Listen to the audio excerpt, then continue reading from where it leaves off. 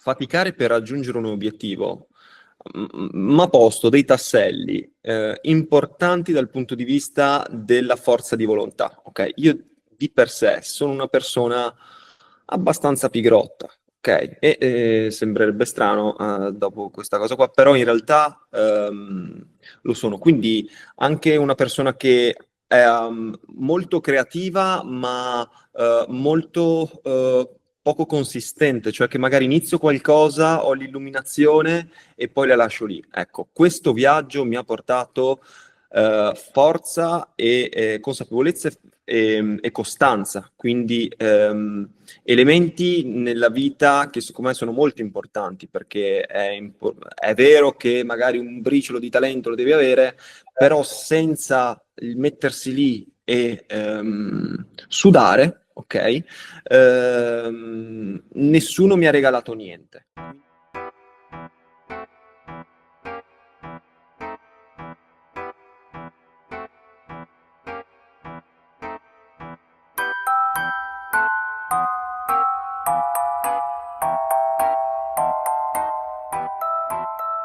Buongiorno a tutti e grazie per essere con noi per questa nuova chiacchierata di Nuova Pedagogia. Oggi ho invitato un ragazzo.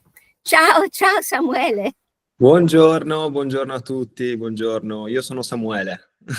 Allora, voi sapete che ho molto a cuore come insegnante di Nuova Pedagogia le giovani generazioni, perché penso sempre che abbiamo qualcosa da imparare da loro. E Samuele è una persona, insomma un ragazzo che è passato, sapete del nostro esperimento, ve ne avevo già parlato, del nostro agricampeggio a Campo Tagore, e lui è venuto in bicicletta a trovarci, è passato a stare penso una sera da noi.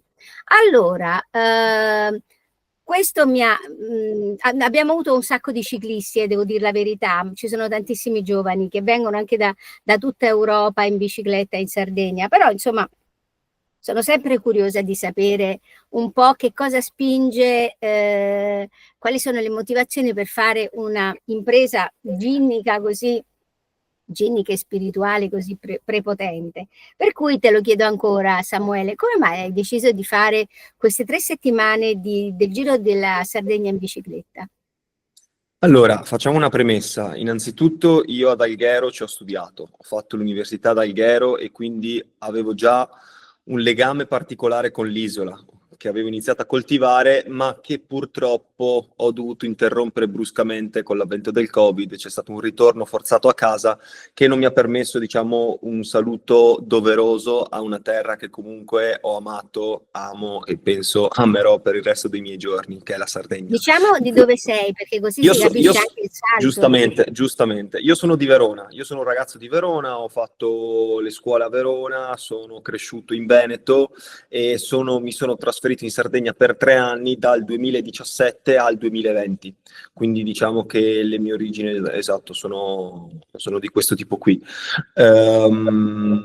La decisione di fare il Giro della Sardegna in bicicletta è una decisione prettamente innanzitutto personale, perché è stato un viaggio che ne avevo parlato con un mio amico, però alla fine tra una cosa e l'altra ho dovuto farlo da solo, ed è una decisione perché mi andava di provare un senso di libertà assoluta, ok? Privo in un certo modo di restrizioni. Quello che ho imparato da questo viaggio è che se uno vuole essere libero o provare a essere libero, perché alla fine ognuno ha i propri modi, io ho intrapreso questa strada qui, letteralmente proprio, e qualcun altro può benissimo pensare a qualsiasi altro modo per, diciamo, deviare dalla quotidianità. Io l'ho fatto per essere libero. La libertà però, l'ho sentito a mio carico, costa fatica. Cioè, nel mio caso dovevo pedalare. Dovevo svegliarmi la mattina, prepararmi e pedalare da un posto A a un posto B. Essendo appunto la Sardegna un Io territorio... ricordo che quando sei arrivato da noi avevi fatto qualcosa come 80 chilometri? Esatto, 81 chilometri. È stata quella tratta lì da Villa Simius a Tertenia, è stata la tratta più lunga, però devo dire non la più faticosa, perché io dico sempre meglio 80 chilometri in piano che 40 km in salita, dove soffri parecchio. Beh, immagino. E come ti sei trovato da noi? Dai, dicelo perché per me è Allora, importante questa cosa. E tu da voi. venivi da un altro campeggio, tra l'altro, no? Allora, Quindi sì, hai... io diciamo che potevo fare benissimo il recensore dei campeggi perché ne ho cambiati circa, di preciso 17, mi sembra, ok? Perché ho fatto 3 notti, una ospitato in casa, una in roulotte e una nel bed and breakfast. Però diciamo che i campeggi ne ho bazzicati parecchi. Il vostro campeggio, me lo ricordo particolarmente perché era innanzitutto un luogo semplice, ok? Io non ho grandi richieste quando arrivo in un campeggio, ovviamente sono stanco morto dal viaggio, quindi mi basta solamente, diciamo, lavarmi, trovarmi una piazzola carina per passare la notte e perché no, come è successo nel nostro caso, magari fare due chiacchiere, no? Con la persona che mi ospita, perché alla fine uno dice, questo fa l'eremita, pedala, però pedalo da solo, ma non sono mai da solo. Questo è un concetto che comunque ne avevamo già parlato con te di persona, perché alla fine faccio da spugna, no? Io cerco di impregnarmi delle esperienze anche di altre persone per comunque costruire la mia di esperienza. Quindi alla fine è un viaggio in un certo senso, sì, atletico, spirituale, come lo chiamo anch'io, ma anche culturale, perché parlo con persone diverse, che vivono in luoghi diversi, che vivono una vita comunque diversa dalla mia, quindi c'è anche un'occasione di confronto. E tutto questo valeva i chilometri fatti, sì, alla fine della candela sì. Ricordo pure che quella sera sei andato a mangiare all'agriturismo, ci sei voluto andare a piedi, proprio perché non ne potevi più. No, io una volta, guarda, una volta arrivato in un posto, la bicicletta la lascio lì fino al giorno dopo perché comunque va bene anche sgranchirsi le gambe. All'agriturismo, tra l'altro, parentesi, ho mangiato come un principe, ok? Io, non essendo abituato, diciamo, a mangiare in agriturismi, ci avevo già mangiato, però ho detto, mamma mia, quanta possibilità di scelta. E invece non si sceglie niente, il menù è quello e ti accolli tutto quello che ti arriva. Quindi comunque io devo far scorta di energia e forse la tappa all'agriturismo è stata la tappa dove ho mangiato proprio più il cibo sardo tipico, ok? Non commerciale, proprio quello della tradizione. E quindi è come se mi fossi sentito a casa. Ho un bellissimo ricordo del vostro campeggio. Ripeto, io non ho grandi esigenze, mi serve qualcosa di semplice, un riposo, un posto dove lavarmi, pulirmi e pace, ecco, Beh, armonia. beh, infatti la pace direi che che è molto abbondante da Sì, sì, in decisamente mezzo alla sì. natura. Ma poi parlando e chiacchierando, che cosa ho scoperto? Che la missione animica di Samuele è fare l'insegnante. Lui, oltre a essere un bravo grafico, è anche un insegnante di matematica. Me ne ha parlato così, ma io sono rimasta talmente colpita da questa sua narrazione, perché voi sapete con la nuova pedagogia sappiamo benissimo che fare l'insegnante è una vera e propria missione e lui parlandomene, senza che noi ci conoscessimo, mi ha sciorinato, si può dire, tutti i principi della nuova pedagogia, quindi per dirvi come queste giovani anime hanno già chiaro che cosa devono fare e come farlo. Raccontaci quindi un po' il tuo stile di insegnante. Ok, allora, io premessa, ho insegnato e insegnerò in una scuola privata e ho iniziato un po' per caso, ok? Non era quello a cui ambivo quando stavo studiando all'università. Ma il Tra... caso non esiste, Samuele. Sì, esatto. Guarda, perché adesso penso che questo mestiere, questa missione, come l'hai chiamata tu e come l'ho chiamata io, mi accompagnerà per un bel po' di anni. Perché? Allora, io insegno in un istituto professionale di meccanici ed elettricisti in una scuola di periferia. Quindi è una scuola particolare. Io ho fatto un liceo e con il liceo ha in comune poco o niente, forse i banchi e le sedie, Ok. Perché è una vera e propria missione? Perché innanzitutto ci sono dei ragazzi, io insegno a dei ragazzi, non ci sono ragazze in classe, almeno che in questi anni vogliano intraprendere il percorso per diventare meccanici elettricisti, elettricista in quel caso. È una scuola di periferia, come dicevo, quindi c'è un insieme di nazionalità all'interno delle classi, ok, importante, che va dall'Italia, ovviamente viene rappresentata, l'India, l'Egitto, il Marocco, l'Albania, insomma c'è un mix di nazionalità importante e già questo di per sé è un arricchimento, ma può essere anche un ostacolo se non si riesce a gestire, come dire, la classe, perché dal punto di vista contenutistico, per me la tipologia di matematica che insegno ovviamente è semplice. Ovviamente un insegnante per essere bravo non deve usare paroloni impossibili, un linguaggio super forbito, perché non deve essere fine a se stesso e l'insegnante deve far capire un concetto che di per sé è complesso e deve semplificarlo e trarne il succo, no? Ovviamente spiegandolo nel modo più semplice possibile a dei ragazzi che non sanno quell'argomento lì. Ma la matematica comunque, se vogliamo, potrebbe arrivare anche potrebbe passare in secondo piano, perché molti dei ragazzi che sono stati miei allievi, che sicuramente saranno miei allievi, hanno vissuto situazioni di difficoltà, cioè sono situazioni di difficoltà familiari, alcuni di disagio, alcuni che si sono trasferiti in Italia con la nonna serba e vivono solo, un ragazzo vive con la nonna,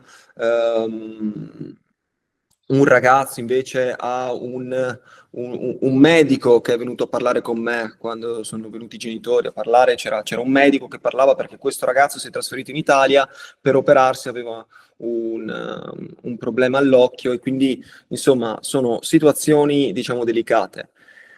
La parte più bella di questo lavoro è il rapporto umano, ok? Quindi il confronto con un altro, con altri ragazzi. Io sono giovane, loro sono ovviamente più giovani di me, però è come se mi sentissi un papà, ok? Sembra un discorso un po' fuori dal comune, però bene o male è come se avessi 20 figli per classe, perché tu hai il ragazzo più vivace, il ragazzo più timido, quello più sveglio e quello meno sveglio, ma comunque devi trattarli tutti allo stesso modo, non puoi avere nessun tipo di preferenza.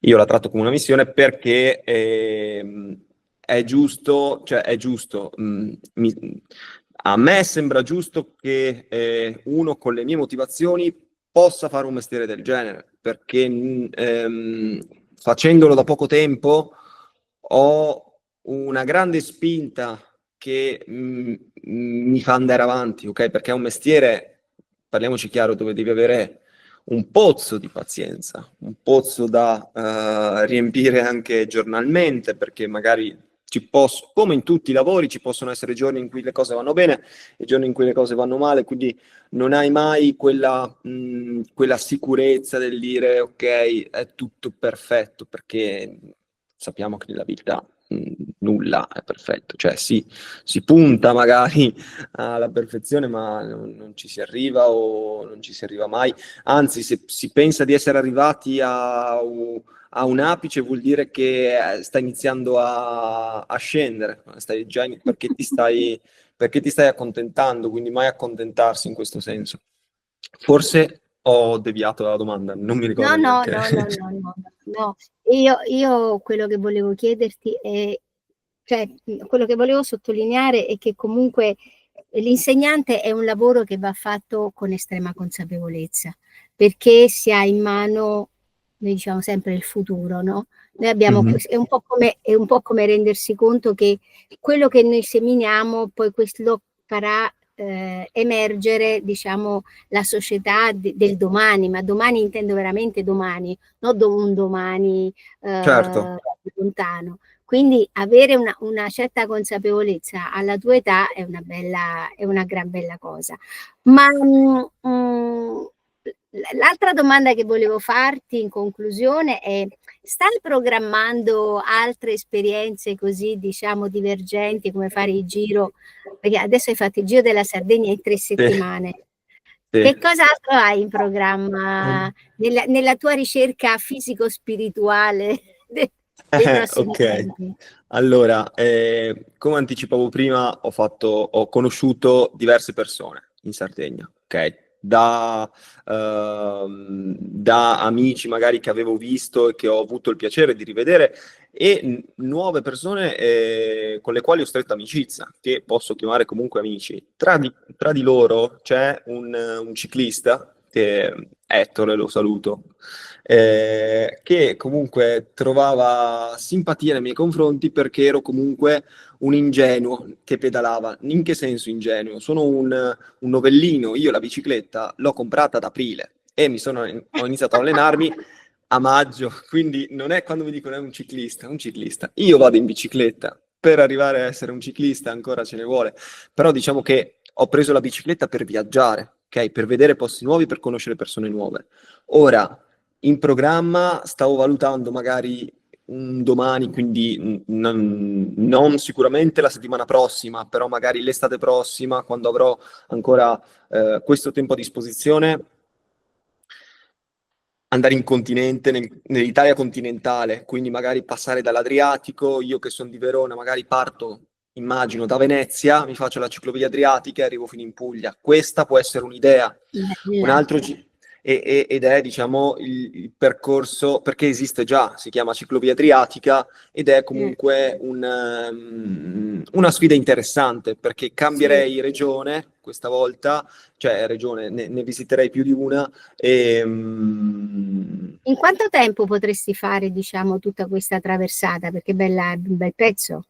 sì, è un mese, Un ho contato di mese. fare un mese, sì, un mese, perché non sono uno che fa 100 km al giorno, ok? Perché comunque almeno in Sardegna già farne 50 di media, perché alla fine ne ho fatti poco più di 1000 in 20 giorni effettivi di pedalata, 50 km di media comunque si sentono per uno come me che non è un professionista, perché è un saliscendi continuo, quindi non puoi mai, cioè ti adagi in discesa, sì, però sai dopo che arriverà la salita o viceversa. È anche un Certo. po' metaforicamente un'idea di affrontare la vita, no? Se tu sai Sì, che devi sì. fare una discesa, cioè una salita, lo fai per un certo obiettivo, quindi perché dopo alla fine scendi, quindi alla fine ci sarà sempre, tra virgolette, un lieto fine, ok?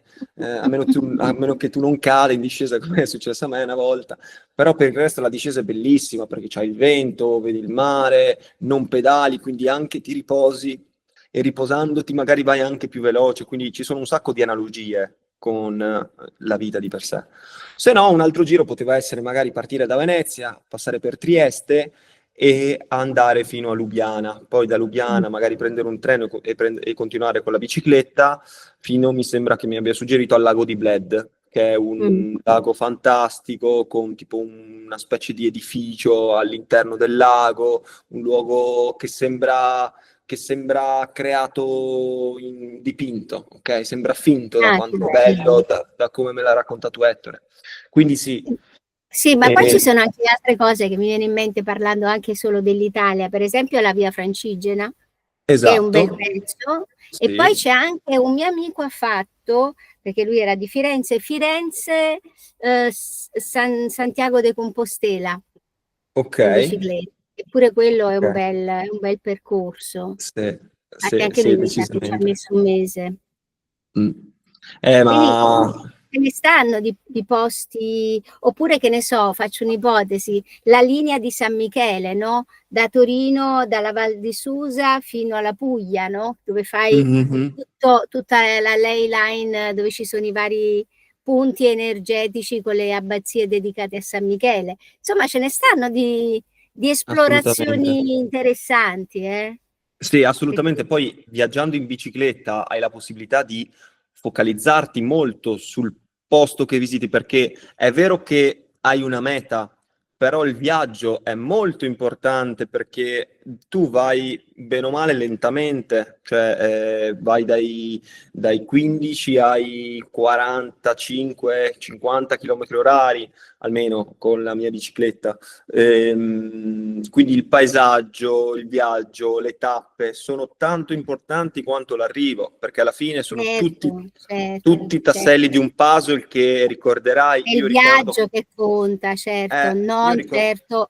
non certo la meta. Ma guarda, io ti dico, per esempio, una cosa pure che mi ha colpito molto. Io prima abitavo alle porte di Roma e Mhm. nel mio B&B, quando era aperto il mio B&B, arrivavano dei ciclisti, per esempio, gente che veniva dall'Argentina, prendeva l'aereo fino, che ne so, a Milano e poi si facevano tutta l'Italia fino a Roma in bicicletta, ma sempre per motivi religiosi, perché il punto d'arrivo poi era appunto Roma.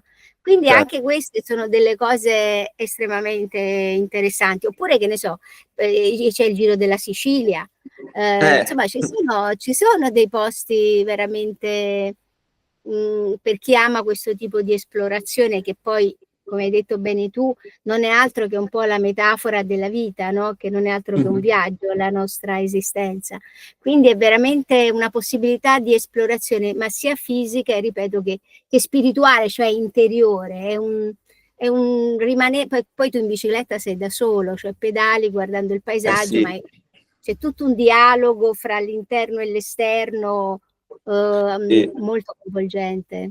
Sì, c'è un intreccio di strade e paesaggi e persone importante, perché tutto insieme crea il viaggio e nel viaggio ovviamente è compresa anche la fatica, però senza la fatica forse non ci sarebbe neanche quella soddisfazione, Ma no? Di arrivare certo. con le tue gambe. Poi è ovvio che saluti i motociclisti, tanto di cappello per i motociclisti, anzi la metà delle volte li ho invidiati perché loro sfrecciavano e arrivavano prima, io invece Vabbè. lentamente, però sicuramente Erano motivazioni diverse quelle dei eh, motociclisti. Allora, adesso in chiusura ti volevo dire cosa ti ha lasciato questo viaggio, diciamo, cosmico che ha fatto all'interno della Sardegna. Che cosa ti sei portato a casa, Ok, oltre all'esperienza pratica? molta consapevolezza, ok? Perché sono partito, io lo dicevo sempre, sia ai miei amici che ai miei familiari, io sono più carico che pronto. Quindi io mi sono allenato in pianura padana senza zaini e mi sono ritrovato in una regione molto difficile da percorrere. Quindi il fatto di ogni giorno, bene o male, mettersi lì e faticare per raggiungere un obiettivo, mi ha posto dei tasselli importanti dal punto di vista della forza di volontà. Ok? Io di per sé sono una persona abbastanza pigrotta. Ok, sembrerebbe strano dopo questa cosa qua, però in realtà lo sono. Quindi anche una persona che è molto creativa, ma molto poco consistente, cioè che magari inizio qualcosa, ho l'illuminazione e poi la lascio lì. Ecco, questo viaggio mi ha portato forza e consapevolezza e costanza, quindi elementi nella vita che secondo me sono molto importanti, perché è vero che magari un briciolo di talento lo devi avere, però senza il mettersi lì e sudare, ok? Nessuno mi ha regalato niente. Quindi diciamo che sono rimasto molto sorpreso da me stesso e soddisfatto. L'altra cosa che mi porterò dietro è un supporto quasi commovente delle persone che ho incontrato, sia di persona, sia via social tramite un messaggio, perché magari i miei amici o le persone che conosco, anche persone con cui non tratto giornalmente, mi hanno scritto, mi hanno mandato un messaggio, quindi è come se avessi pedalato anche per loro, ok? Cioè, Certo, è come se avessi fatto la cavia e eri in fossi stato compagnia, eri in e- compagnia. ero in compagnia, quindi io mi sono sentito veramente, e questa cosa mi spingeva ancora di più a far bene, ok? Quindi è vero che l'ho fatto per me stesso, però in un modo o nell'altro eravamo in tanti a pedalare. Sembra un discorso un po' strano, però Paradossale, sì. paradossale, però alla fine è così, perché molti vedendomi mi hanno detto: guarda, io non l'ho mai fatto, lo vorrei fare, l'avrei voluto fare quando ero giovane, sei un grande che lo fai, cioè, capito? Quindi erano tutte cose che mi spingevano a concluderlo, ok? Non Sì. poteva rimanere incompiuto questo viaggio qua. Quindi ti sei sentito, hai voluto dare un esempio e quindi Sì, da questo ne dobbiamo dedurre che tu consigli questo tipo di esperienze, giusto? io lo consiglio soprattutto se uno cerca un'esperienza atletico-umana. Umana. Io l'ho chiamata atletico-spirituale perché ti fai tante domande, poi le risposte non sempre arrivano. Però l'importante è porsi le domande, perché le risposte, chi ha tutte le risposte vuol dire che qualcosa ci nasconde, è impossibile avere tutte le Sì. risposte. Però comunque sei molto spesso tu e la strada, tu e le stelle, tu e il mare, quindi ce n'è di tempo per riflettere, ok? La cosa forse ecco che mi porto dietro da questo viaggio è che basta pochissimo per stare bene. Basta veramente poco per stare bene. Noi siamo circondati di un sacco di cose superflue, ok? E non è retorica la mia, perché la mia bicicletta era carica di cose, lo spero essenziali, e col prossimo giro porterò meno cose, ok? Ne ho portate anche troppe. Però basta poco, basta l'acqua da mangiare, una buona compagnia, un letto per la notte, insomma, queste cose qui Queste veramente. sono le cose più importanti. E allora, con questa meravigliosa conclusione dell'esperienza di Samuele, noi chiudiamo la conversazione sperando anche di rivederci dal vivo nel tuo Assolutamente. prossimo viaggio e Speriamo. speriamo, e noi ci salutiamo per la prossima chiacchierata. Ciao Samuele, ciao a tutti! Ciao, ciao, grazie Adele.